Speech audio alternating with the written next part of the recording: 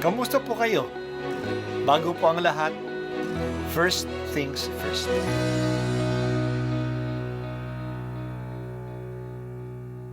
Good morning po. Sinisimulan po natin ngayon ang first things first. At dito po, tinatalakay natin sa unang bahagi ng umaga natin ay ang first readings na binabasa po sa banal na misa. Ito pong tinatalakay natin kasi madalas po kasi marami na tayong alam tungkol sa gospel readings. Pero konti po ang nagsasalita sa first readings. Pero ang first readings, bahagi din po yan ng Biblia, ng banal na kasulatan. Kaya susubaybayan po natin ang mga first readings, basahin po natin at kuminsan kailangan ng basahin ng 2 o 3 beses bago maintindihan kasi hindi po tayo familiar sa mga istorya at sa mga kaisipan na tinatalakay dito. Ang pagbasa mula sa mga gawa ng mga apostol. Mula sa Paphos, si Pablo at ang kaniyang mga kasama ay naglayag at dumating sa Perga ng Panfilia. Ngunit humiwalay sa kanila si Juan at nagbalik sa Jerusalem. Mula sa Perga, nagpatuloy sila at dumating sa Antioquia ng Pisidia. Nang araw ng pamamahinga, pumasok sila sa sinagoga at naupo. Matapos ang pagbasa sa ilang bahagi ng mga aklat ng kautusan at ng mga propeta, napasabi sa kanila ang mga tagapamahala ng sinagoga, "Mga kapatid, kung mayroon kayong iaaral sa mga tao, magsalita na kayo." Kaya tumayo si Pablo at sinenyasan silang tumahimik. "Mga Israelita at mga taong may takot sa Diyos, makinig kayo. Ang Diyos ng ating bansang Israel ang humirang sa ating mga ninuno. Sila'y ginawa niyang isang malaking bansa, samantalang naninirahan sa lupain ng Ehipto. Inilabas doon sa pamamagitan ng kaniyang dakilang kapangyarihan at pinagtiisan sa ilang sa loob ng halos 40 taon.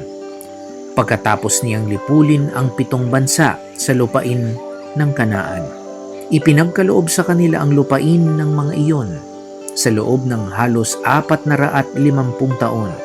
Pagkatapos, sila'y binigyan niya ng mga hukom hanggang kay Propeta Samuel.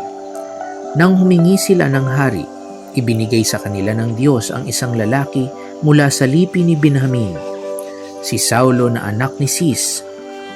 Naghari si Saulo sa loob ng 40 taon at nang siya'y alisin ng Diyos, inihalili si David upang maghari sa kanila. At ganito ang patotoo ng Diyos tungkol sa kanya. Natagpuan ko kay David na anak ni Jesse ang lalaking nakalulugod sa akin, isang lalaking handang tumupad sa lahat ng iniuutos ko. Mula sa angkan ng lalaking ito, ipinagkaloob ng Diyos sa Israel si Jesus, ang kanyang ipinangakong tagapagligtas. Bago siya dumating, ipinangaral ni Juan sa buong Israel na dapat nilang pagsisihat talikdan ang kanilang mga kasalanan at pabinyag.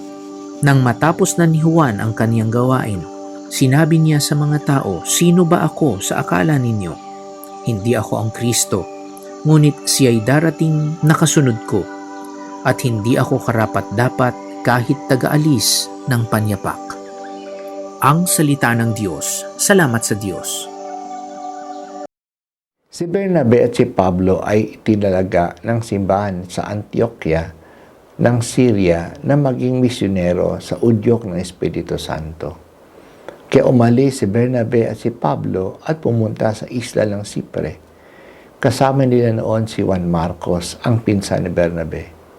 Siya ay magiging manunulat ng Ebanghelyo ni San Marcos. Iniwan sila nito pagdating nila sa Perga ng Panfilia at bumalik sa Jerusalem. Maaring na homesick siya o hindi pa kaya ang pagmimisyon dahil immature pa siya. Mula sa Perga, pumunta ang dalawa sa Antioquia ng Pisidia. Iba ito sa Antioquia ng Syria na pinanggalingan nila. Sa ganitong yugto ng pagsasama nila, si Bernabe ang kinikilala na leader at si Pablo ang spokesperson. Ang nabasa natin ngayon ay ang bahagi ng unang sermon ni Pablo sa Biblia. Siya ay nagsalita sa mga Hudyo sa Antioquia ng Pisidia. Nagsalita siya sa kanilang sinagoga. Pinagpatuloy ng mga alagad ang ginawa ni Jesus, na siya ay nagsasalita sa mga sinagoga. Sa kanilang pagtitipon sa sinagoga, may isang bahagi na iniimbita ang sinumang gustong magsalita, lalo na ang mga bisita. Inimbitahan si Pablo.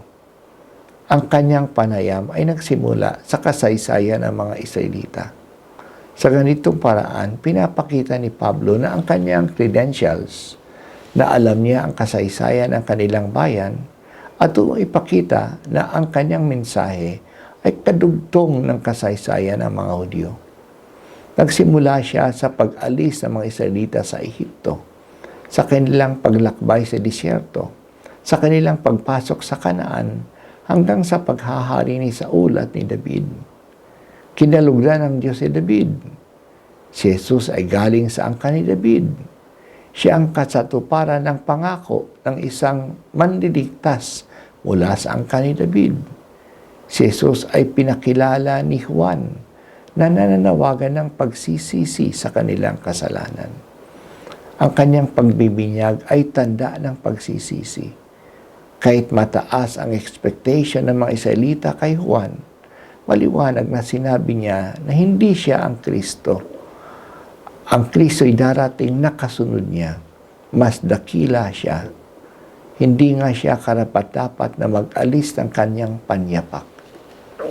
Ipagpapatuloy ang sermon ni Pablo bukas sa ating pagbasa. Ang kaligtasan ay nangyayari sa kasaysayan. Kaya mayroon tayong salvation history, kasaysayan ng kaligtasan. Hindi lang basta-basta ang kumikilos ang Diyos. Palagi siyang kumikilos sa kasaysayan. Kasaysayan ng kanyang bayan, kasaysayan ng mundo. Sa Biblia, makikita natin ang kasaysayan ng kaligtasan. Inaalam natin ito kasi ito ang template, ang modelo ng pagkilos niya sa kasaysayan, kahit na sa kasaysayan ng ating buhay ngayon. Makikita natin dito paano kumikilos ang Diyos. Kaya nga ang kwento ni Jesus ay bahagi ng kasaysayan ng kaligtasan. Si Jesus ay nakaugat din sa kasaysayan ng kanyang bayan. Kaya bago magsalita si Pablo tungkol kay Jesus, na siyang pinakaminsahin niya, nagsalita muna siya tungkol sa kasaysayan ng Israel. Magandang tanungin sa ating sarili, nakikita ba natin na tayo ay kaugnay sa kasaysayan ng kaligtasan, sa kasaysayan ng bayan ng Diyos? Nakikita ba natin na ang kasaysayan sa Bible ay kasaysayan ng ating kaligtasan? Na bahagi tayo ng kasaysayang ito? Mahalaga na alam natin ang kasaysayan ng Israel. Kasi ito ang background na kasaysayan ni Jesus na ating tagapagligtas. Panginoong Jesus, matagal mong pinaghandaan ang aming kasaysayan. Talagang may plano ka na iligtas kami. Kahit na madalas hindi kami sumusunod sa iyong plano, hindi mo binibitiwan ang balak mong iligtas kami. Salamat, O Diyos.